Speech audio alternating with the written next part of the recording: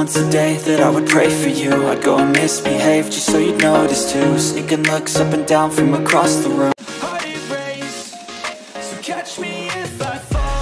Assalamualaikum warahmatullahi wabarakatuh. Selamat berjumpa kembali teman-teman dalam acara pembelajaran kita, ya, belajar bersama di channel Dani Arif Guru Deso bersama Pak Guru di sini, teman-teman, adik-adik semuanya. Kali ini kita akan belajar pada sesi kelas 5 di tema 5 subtema 2, ya, yaitu kita akan belajar tentang hubungan antar makhluk hidup dengan dalam ekosistem.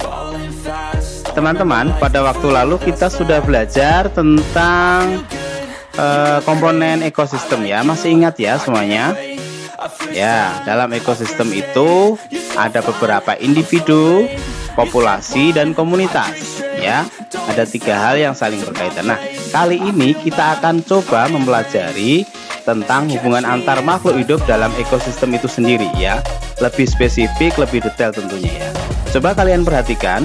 Nah, di gambar ini ada kupu-kupu yang sedang hinggap di sebuah bunga, ya.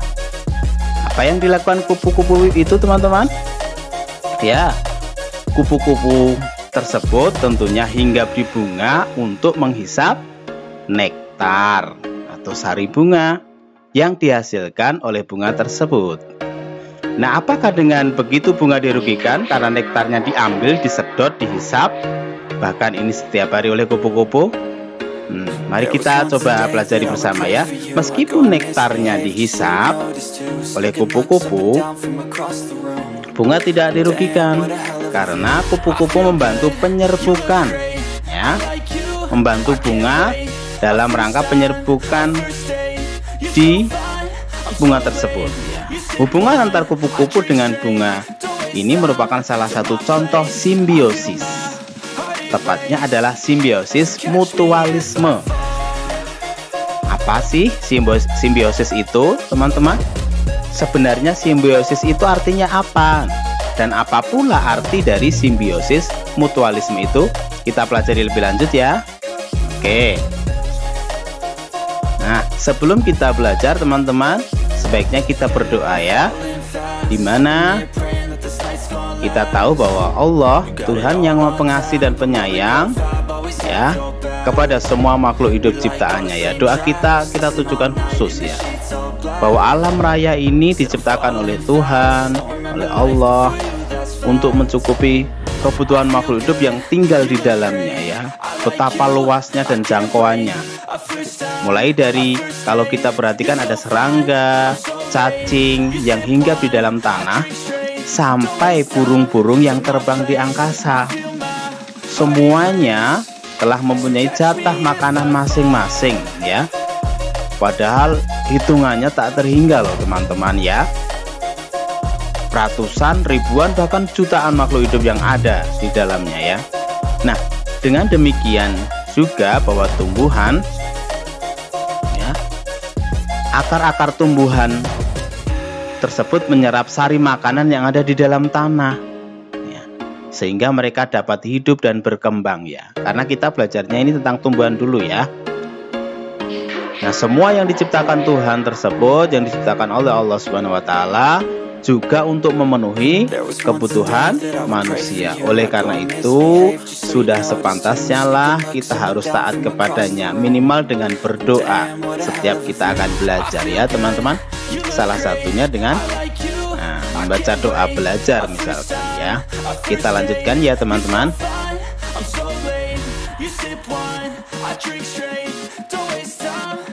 Ya, sekarang kita akan berdiskusi, ya, bahwa semua makhluk hidup itu bergantung pada makhluk hidup yang lain, bahwa manusia itu merupakan makhluk sosial.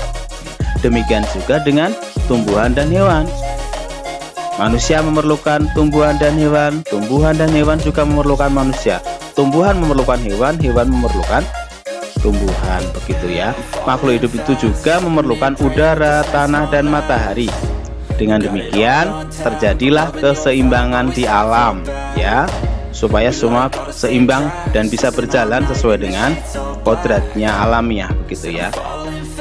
Keseimbangan alam dapat berubah tatkala ketika banyak hewan yang sudah langka. Hewan apa sajakah yang sudah langka saat ini? Kita coba simak ya. Nah, ini perhatikan gambar yang coba Pak Guru sampaikan di sini. Nah, ini ada 4 gambar teman-teman ya. Pernahkah kita menjumpai atau menemui hewan-hewan ini? Pernah Pak Guru, di kebun binatang. Nah, adanya di kebun binatang. Kalau di jalan-jalan nanti menakutkan. Ya karena kita hewan-hewan ini sudah langka ya. Mungkin di daerah Kalimantan, Sumatera ya, teman-teman kita yang ada di sana bisa jadi masih mendapati hewan-hewan tersebut ya. Akan tetapi jumlahnya sudah tidak banyak ya. Tidak seperti ekosistem pada awal-awal di kehidupan khususnya di Indonesia ini ya, teman-teman. Nah, apakah kalian juga mengetahui habitat atau ekosistem dari tiap hewan yang ada di atas ini pada 4 gambar ini? Coba didiskusikan ya bersama teman-teman yang lain mengenai nama hewan, habitatnya, dan jenis makanannya. Nah, sekarang kita coba akan membaca tentang rantai makanan yang ada di buku siswa tema 5 subtema 2 ya, di pembelajaran 1 ini. Selanjutnya kita akan coba mengerjakan teman-teman dengan membaca teks bacaan tersebut. Yang pertama yang dapat kita lakukan adalah dengan memilih ya ide pokok yang tertuang dalam pokok pikiran tersebut ya. Ketika kita menghadapi satu bacaan, satu paragraf, yang utama adalah kita cari ide pokok dalam pokok pikiran di masing-masing kalimat tersebut ya teman-teman. Ketika kalian sudah mengetahui, maka informasi yang penting yang ada dalam bacaan tersebut dapat kita serap. Sekarang coba kita tuliskan ya satu persatu dari masing-masing ide pokok di setiap paragraf tersebut dalam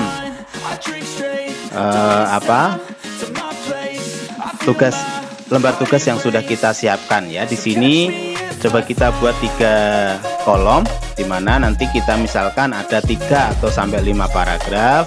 Kemudian kita tuliskan pokok pikirannya dan kalimat utamanya ya. Bukankah kita dulu sudah pernah belajar kan cara mencari ide pokok pikiran ya, begitu.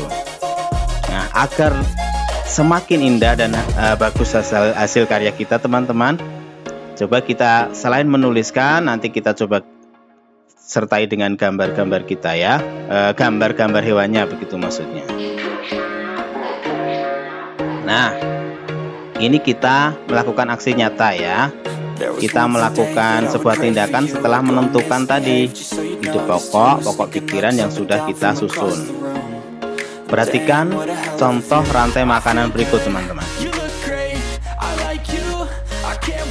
Pertama ya, atau nomor 1, tumbuhan mampu membuat makanan sendiri melalui proses fotosintesis. Kita tahu ya bahwa fotosintesis itu adalah proses memasaknya tumbuhan pada daun dengan bantuan sinar matahari. Klorofil akan berusaha menghasilkan gula ya, karena hasil dari fotosintesis itu bisa berupa gula. Yang gula ini akan disuplai, diedarkan melalui batang-batang ranting-ranting pada tumbuhan tersebut ya, sehingga tumbuhan biasanya menghasilkan ada umbi ya, ada buah, bahkan biji-bijian begitu ya. Nah, pada gambar kedua kita sebut sebagai konsumen tingkat 1, yaitu merupakan hewan pemakan tumbuhan atau kita sebut herbivore ya. Makanan yang dimakan hewan tersebut akan diubah menjadi energi untuk melakukan aktivitas dalam bereproduksi. Contoh konsumen 1 ini adalah misalkan tikus ya, seperti di gambar ya. Tikus ini adalah konsumen 1 dan pemakan tumbuhan, padi, ketela, atau mungkin biji-bijian yang lain ya.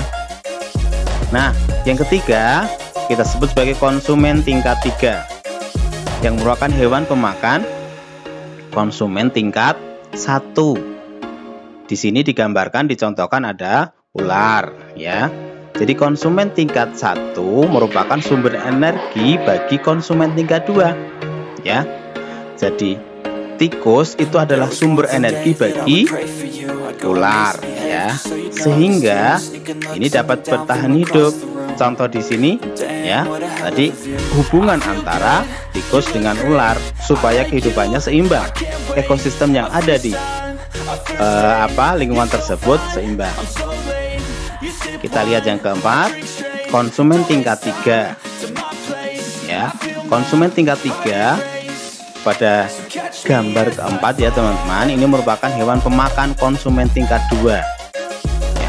Konsumen itu artinya penikmat, pemakan ya. Di sini kita contohkan konsumen tingkat 3 itu burung elang. Kita tahu burung elang itu makanannya juga hewan ya. Ya ular itu contohnya ya, begitu. Kemudian yang kelima, setelah konsumen tingkat 3 mati ya, pasti ada masa ini ya, masa jangka hidupnya begitu ya. Di konsumen tingkat 3 ini ketika tubuhnya ketika sudah mati, tubuhnya akan membusuk, maka pembusukan tubuh pada konsumen tingkat 3 atau burung elang yang kita gambarkan di sini akan diuraikan dan dimakan oleh mikroorganisme. Misalkan ada jamur, bakteri, kemudian apalagi ya, virus juga ya teman-teman ya. Hasil dari penguraian tersebut akan diubah oleh organisme dalam tanah dan menjadi sumber makanan bagi tumbuhan. Kembali lagi ya, ini yang disebut dengan rantai makanan ya, hubungan antar makhluk hidup yang saling berkaitan. Sampai di sini sudah paham teman-teman? Ya, alhamdulillah kalau sudah paham ya. Demikian untuk pembelajaran kita hari ini, semoga bermanfaat. Sampai bertemu kembali ya teman-teman dalam sesi pembelajaran yang lain. Terima kasih, sampai jumpa. Assalamualaikum warahmatullahi wabarakatuh.